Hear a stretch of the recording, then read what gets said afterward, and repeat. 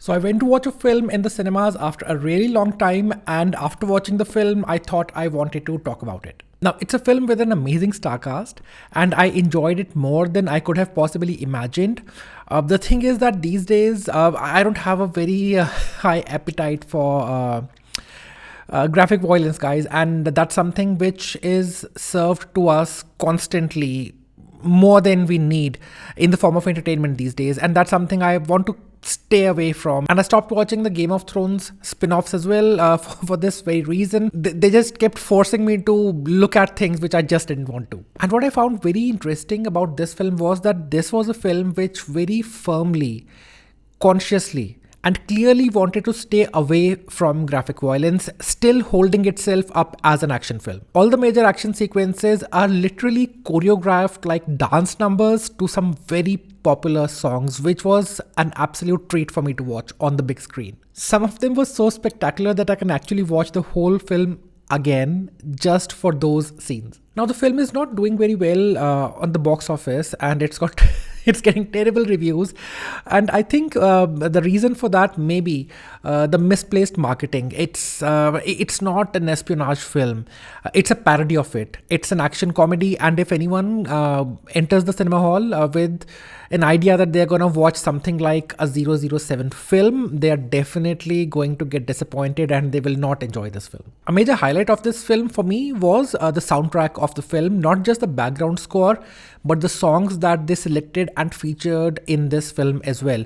It is very strange that the new Beatles song, Now and Then, which is the reason why I'm wearing this t-shirt today, that song is nowhere to be found in the official soundtrack of this film or the playlists that people have gathered together as a soundtrack of this film. So I didn't dig into it, but if anyone knows why this is happening, please let me know. I'm pretty curious to know why that song is nowhere to be found when it actually is kind of the theme song for the whole film.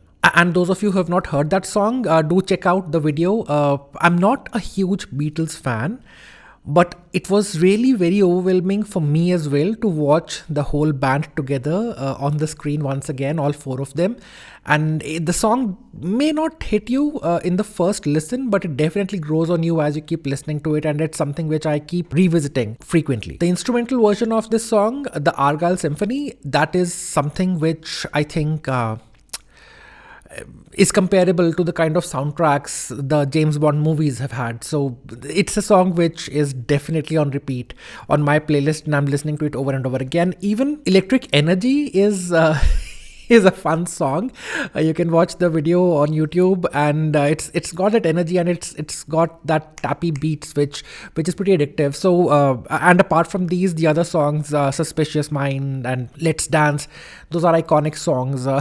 How can someone go wrong when they're using them? So the soundtrack of the film was definitely something which I thoroughly enjoyed. And the writing of the film and everything was put together so interestingly. I could actually sense that, the writers were having so much of fun discussing the story and bringing things together. There's almost a naughty playfulness to the whole treatment, which was an absolute treat to watch. I enjoyed the twists and turns, and I'm a very naive reader, and I'm a very naive watcher, so I was definitely not able to predict that what is going to happen and this will turn out to be this way. The most interesting thing was that picking up a spy thriller and playing with the idea of the author being something else, and of course there are references to Ian Fleming's work as well, and how the background of those whole novels are and all of that. That was very interesting, and then turning it out as a comedy was something which was so much fun.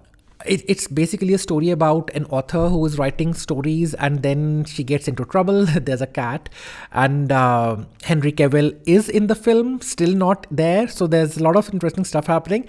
Many people are complaining that we didn't have Henry Cavill on screen as much as we would want to, but I think there was a fair balance, and I didn't feel anything missing there as such, but it was strange to see how they were treating the idea of a spy who is always so prim and proper and everything, and how they were trying to invert things. There are moments in the film when one of the characters is talking to someone else and then imagining them to be someone else.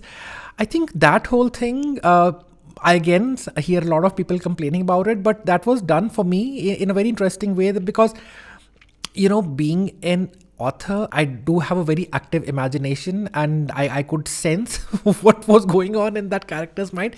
And moreover, the transitions of the scenes at times were very interesting. The eyes closing and then, the eyes opening up. And that's how they've tried to create the transitions from one scene to another, which I thought were very superficial but effective ways to tell the story. There's so much more that I want to talk about this film, but those would be spoilers, and I want to keep this video a spoiler free video for the film, so I'm not gonna get into that. Probably I'll save that for another video for later, where I'll discuss everything in length. And there are certain stereotypes they've tried to break. For example, the lead character, she is not the perfect figure physically, as one might imagine, but then we see her in action, and we see her performing all the stunts in the very natural figure of a human being that she has, which was again a treat to watch, because that's not something that we get to see on a big screen very frequently. So the bottom line is, if you like watching fun, fast-paced action comedies, this film I think is definitely for you. There are illogical moments in the film, I cannot deny that. There was one sequence in which everything they had built up for a character throughout the film suddenly fell flat, and I was like, what's going on? How can they do this? But I was able to ignore it, because I was enjoying the simple, plain fun and entertainment that they were serving me with. It was also funny. So if you can watch this film in a cinema hall, I would say give it a go.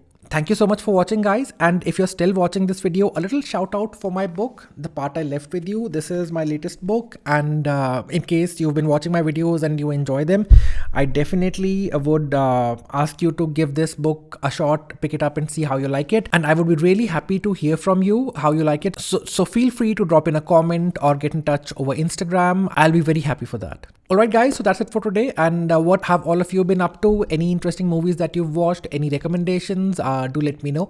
And until next time, keep listening, keep watching, keep reading. Cheers.